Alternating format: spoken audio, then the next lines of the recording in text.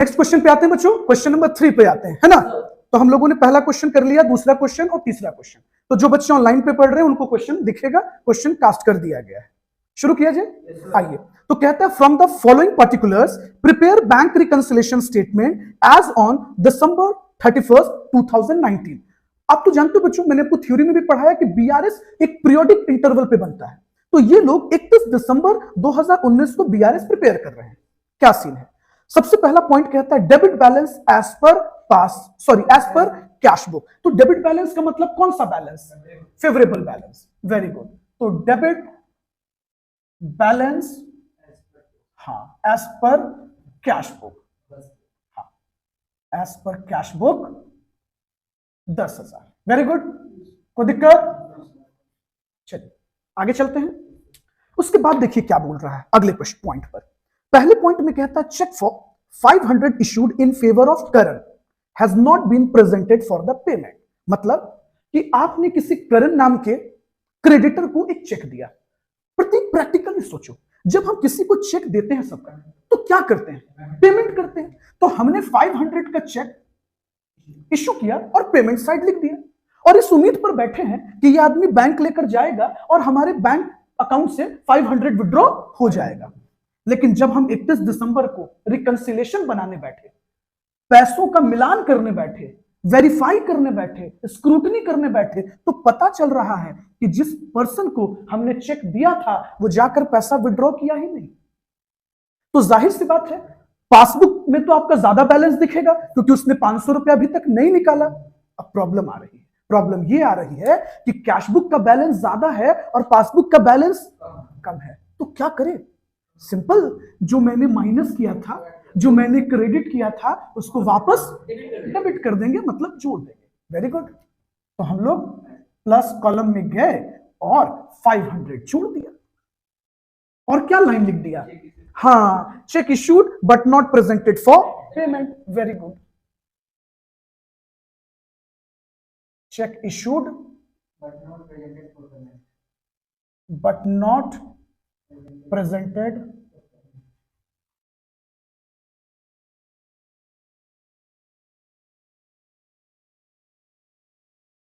चले, आइए अगले पॉइंट पे आते हैं। फिर नेक्स्ट पॉइंट पे कह रहा है अ बिल ऑफ 700 रिटायर्ड किया गया। बहुत बढ़िया।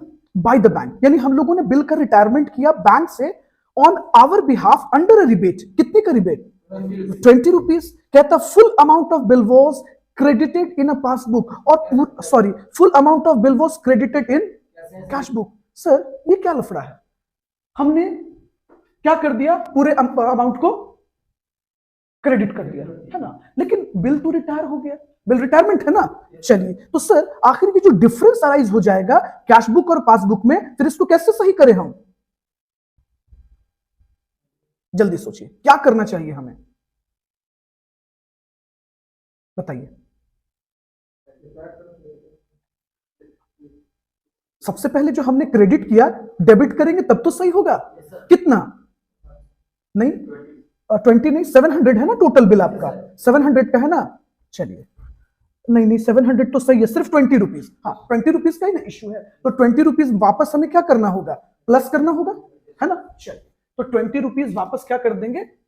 प्लस। अच्छा, 20 रुपीज रिबेट है ना हमारा? हाँ जी, rebate on payment of bill. Rebate on payment of bill. आगे बढ़े, चलिए अगले पॉइंट पे आते हैं। फिर कहता है cheque for 295 deposited in the bank has been dishonoured. अच्छा, हम लोगों ने क्या किया था भैया?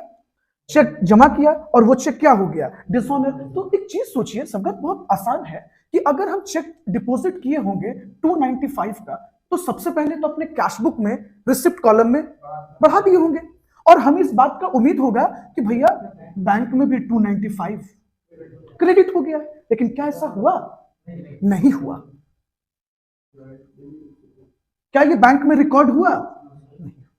तो हमने जिसको क्रेडिट किया, जोड़ा, उससे वापस क्या करना होगा? घटाना होगा, लेस। पूरा लाइन क्या कह रहा है? हाँ, डिपोजिटेड बट डिसऑनर, चलिए लिख देते हैं, हाँ चेक डिसऑनर्ड।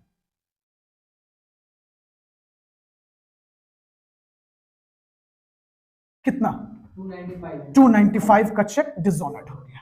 आइए आगे चलते हैं, आगे क्या बोलता है, a sum of 800 deposited in a bank has been credited as 80। लीजिए 800 के बदले कितना लिखा गया है 80, यानी हमने क्या किया, sum of 800 deposited in a bank has been credited in a passbook, passbook में कितना क्रेडिट हो रहा है 80।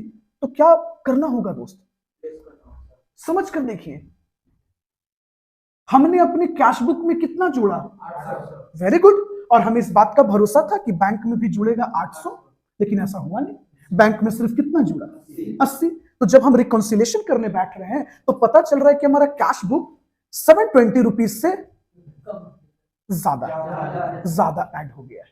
तो इसको सही करने के लिए 720 रुपीज वापस लेस करना होगा, है ना। चलिए तो लाइन क्या था, ये लाइन क्या लिखा हुआ था,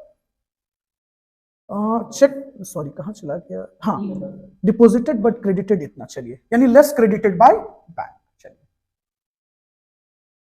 laser amount credited by bank, तो कितना 720। आगे क्या कहता है, payment side of cash book has been undercast. बहुत अच्छी बात है भैया, आपने कैश बुक में पेमेंट कॉलम में 200 रुपया कम लिखा है। अच्छा इसको पहले आराम से समझिए, देखिए क्या मतलब है, देखिए ये हमारा पेमेंट साइड और ये बैंक का पेमेंट साइड, यानी यहां जो अमाउंट है वो अंडरकास्ट है, यानी आपने यहां पर 200 का फिगर कम रिकॉर्ड किया है, यानी यहां जो खर्च है आपका वो कम है और यहां वो चीज ज्यादा दिख रहा है। अब आप सोचिए, जब आप यहां पे कम शो कर रहे हैं, यानी आप एक्सपेंसेस कम दिखा रहे हैं, पेमेंट कम दिखा रहे हैं, तब तो डिफरेंस है। जैसे कि एग्जांपल समझते हैं, मान लीजिए यहां टोटल पेमेंट 10,000 दिख रहा है, तो यहां पेमेंट दिख रहा है 10,200, प्रैक्टिकल समझते हैं। तो हमें क्या करना चाहिए, अगर हम पेमेंट कॉलम में 200 कम दिखा रहे हैं, अंडर कास्ट है, तो 200 और दे देंगे, 200 और पेमेंट कर देंगे, 200 और लेस कर देंगे, यानी 200 और क्रेडिट कर देंगे। नहीं समझे, ठंडे दिमाग से देखिए, अक्सर ना ये अंडर कास्ट और ओवर कास्ट में मिस्टेक हो जाता है। देखिए पेमेंट साइड साफ साफ कह रहा है, पेमेंट साइड यानी मैंने खर्चा 200 कम दिखाया है। अगर हम खर्चा यहां 200 कम दिखाए हैं तो जाहिर सी बात है पासबुक का पेमेंट साइड ज्यादा है और कैशबुक का पेमेंट साइड कम है। तो हमें क्या करना चाहिए, मैंने कम पेमेंट किया है तो और पेमेंट कर देंगे, वेरी गुड, लेस कर, कितना 200, कितना अमाउंट है 200, चलिए लिख देते हैं, payment side of cash book under cast,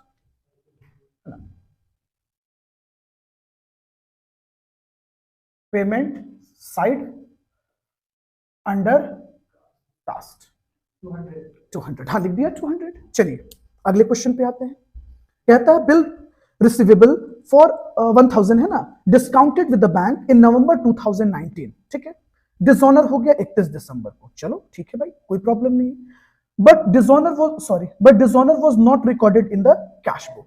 अब सोचिए हुआ क्या होगा, अब जब हम बिल डिस्काउंट किए होंगे तो हमने तो अपने कैश बुक को बढ़ा दिया और ये हो गया डिसऑनर, यानी अब ये पैसा जो हमको मिला बिल पे वो कैंसिल। तो क्या करना चाहिए, बैंक ने जो हमें पेमेंट किया बिल डिसऑनर, तो बैंक हमसे वापस ले ही लेगी, हमारा बैलेंस उसके पास है वो डिडक्ट कर लेगी, लेकिन कैश बुक में तो हम रिसिप्ट साइड बढ़ा दिए ना, सही करने के लिए क्या करना चाहिए, वापस लेस कर देना चाहिए, यानी कि क्रेडिट कर देना चाहिए। लेकिन ये मैथमेटिकल प्रेजेंटेशन है तो हम क्रेडिट और डेबिट तो लिखेंगे नहीं, हम माइनस लिखेंगे, हाँ किस नाम से, है ना, बिल डिसऑनर्ड, सिंपल।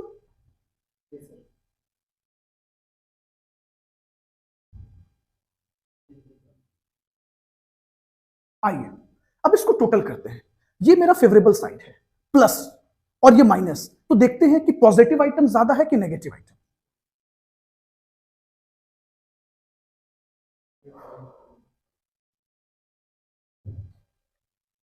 आ जाओ चेक करो, क्या मुंह हिला रहे हो, जल्दी से कैलकुलेटर निकालो, बैठे हो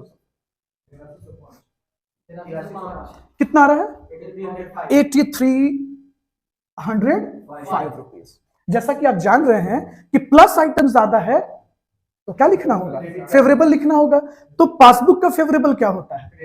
credit balance. Very good, credit balance as per passbook. कोई प्रॉब्लम? चलो जल्दी से इसको नोट डाउन कर लो सभी लोग।